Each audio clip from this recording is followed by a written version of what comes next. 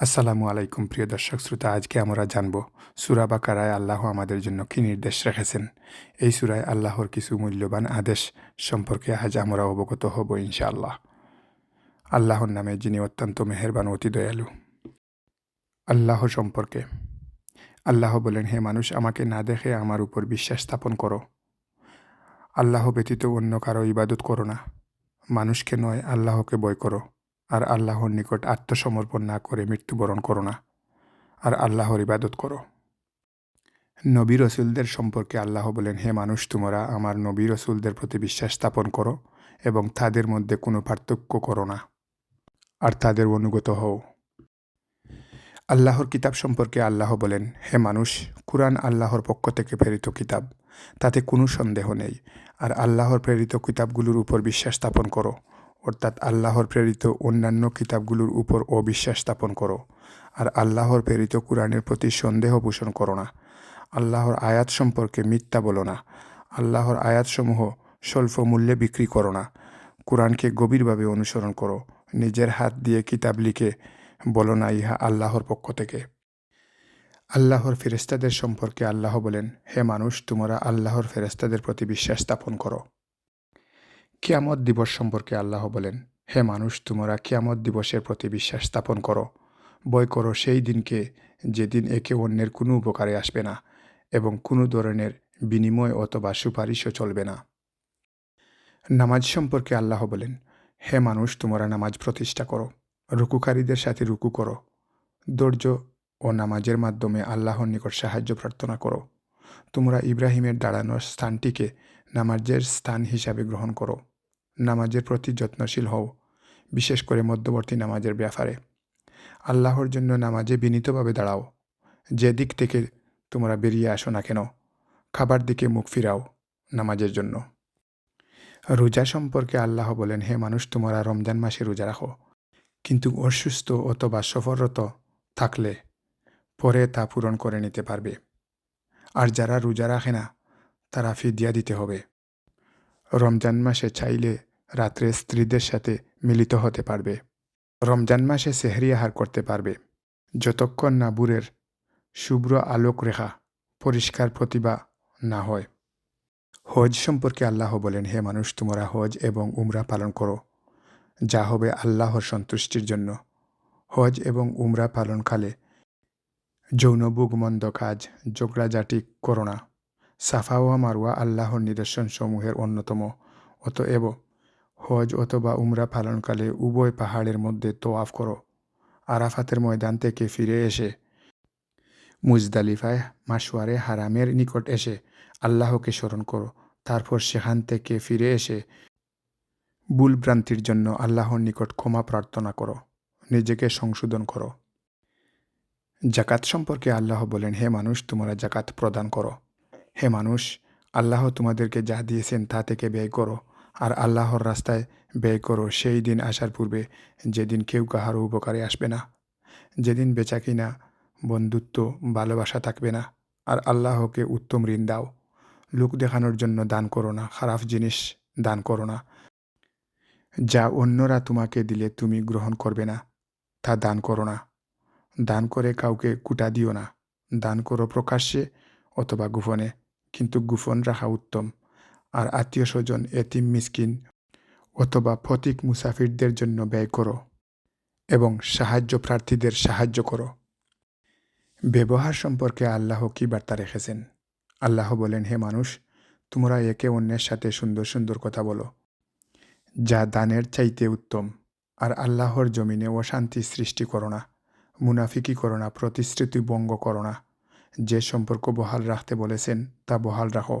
মিথ্যা দিয়ে সত্য ডেকে রাখো না এবং জেনে শুনে বুঝে সত্য গোপন করো না। মানুষকে ভালো কাজে আদেশ করো, রক্তপাত করো না এবং নিজের লোকদের তাদের বাড়ি থেকে উচ্ছেদ করো না। কাহারও উপর নির্যাতন চালিও না। কুফুরি করো না, নিজের মৃত্যু কামনা করো না।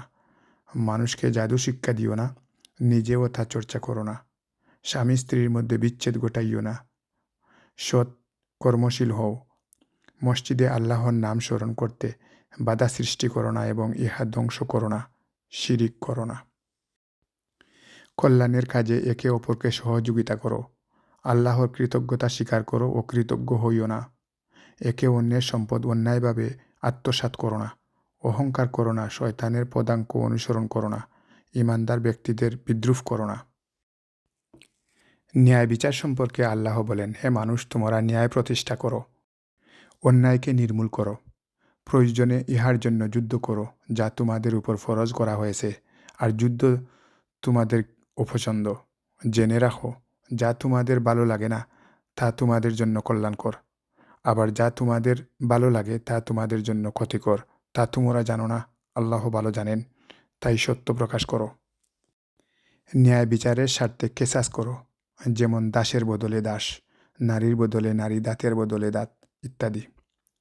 কিন্তু নির্যাতিত অথবা উত্তরাধিকারী যদি ক্ষমা করে অথবা দণ্ড হ্রাস করে, তাতে কোনো দোষ নেই। তোমরা আল্লাহর রাস্তায় লড়াই করো, কিন্তু সীমালঙ্ঘন করো না। যুদ্ধ করো দৃঢ়তার সাথে, সমানে সমান।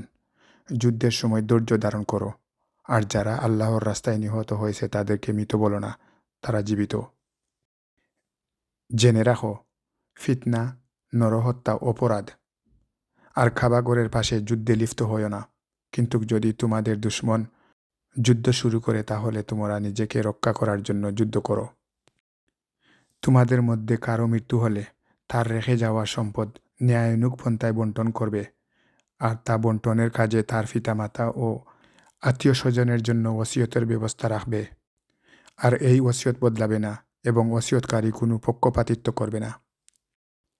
পিতামাতা সম্পর্কে আল্লাহ বলেন, হে মানুষ, তোমরা তোমাদের পিতামাতার সাথে সৎ ব্যবহার করো এবং আত্মীয় স্বজন, এতিম মিসকিনদের সাথে ভালো ব্যবহার করো।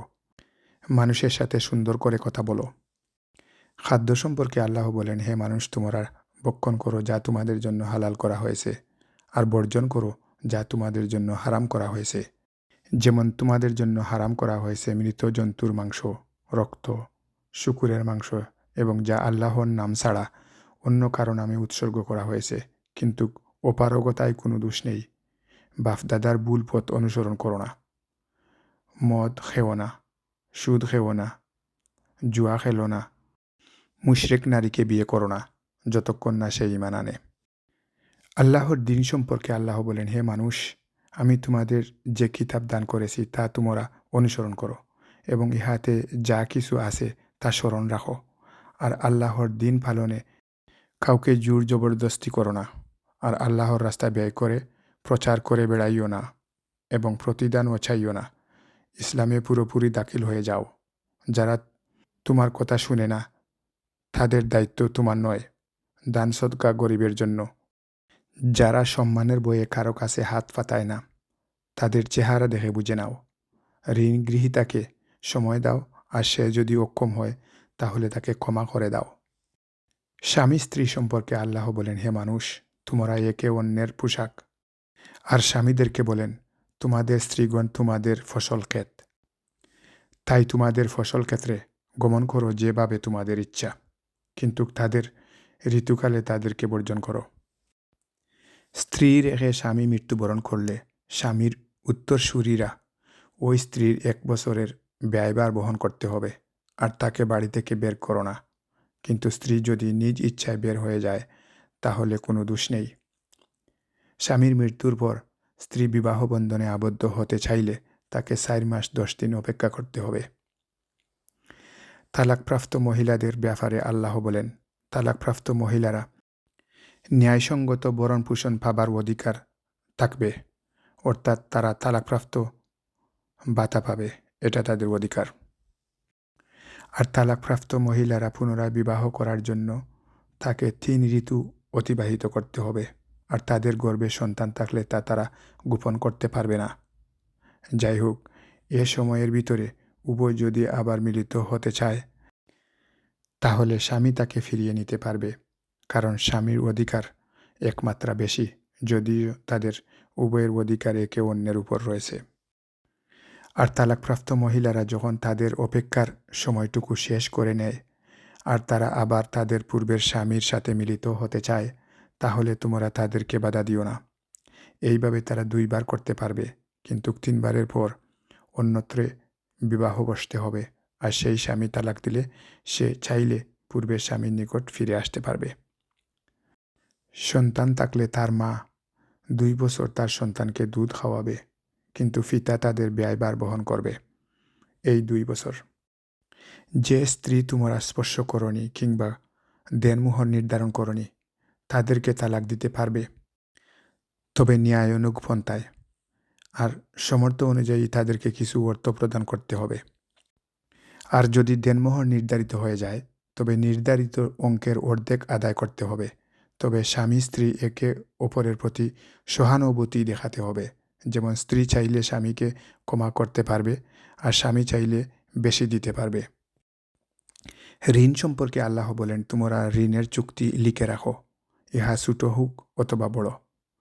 দিন তারিখ লিখে রাখো, নগদ হলে তা লিখতে হবে না। আর ব্যবসায়িক হলে লিখে রাখো। লেখক না পাইলে ঋণদাতার নিকট ঋণ গ্রহীতার কোনো জিনিস বন্ধক রাখো।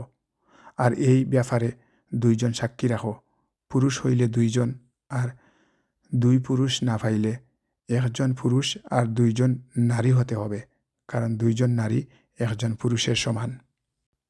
আর ঋণ গ্রহীতা অজ্ঞ হইলে তাকে চুক্তির শর্তগুলো পড়ে শোনাও এবং তার পক্ষে একজন অভিভাবক নিযুক্ত করো। তোমরা সাক্ষী গোপন করো না, ন্যায় বিচার প্রতিষ্ঠা করো। হে মুমিন ব্যক্তিরা, তোমরা এই বলে দোয়া করো, দুনিয়া ও আখিরাতের কল্যাণ কামনা করো এবং আগুনের আযাব থেকে বাঁচার জন্য ক্ষমা চাও। বলো, ও আমাদের রব, আমরা যদি কিছু ভুলে যাই, যদি আমরা কোনো গুনাহ করি, তার জন্য আমাদেরকে শাস্তি দিও না। ও আমাদের রব, আমাদের পূর্ববর্তীদের উপর যে ধরনের বোঝা আপনি চাপিয়েছিলেন তা আমাদের উপর চাপিয়েন না। ও আমাদের রব, যে বোঝা বহন করার সামর্থ্য আমাদের নেই তা আমাদের উপর চাপিয়ে দিও না।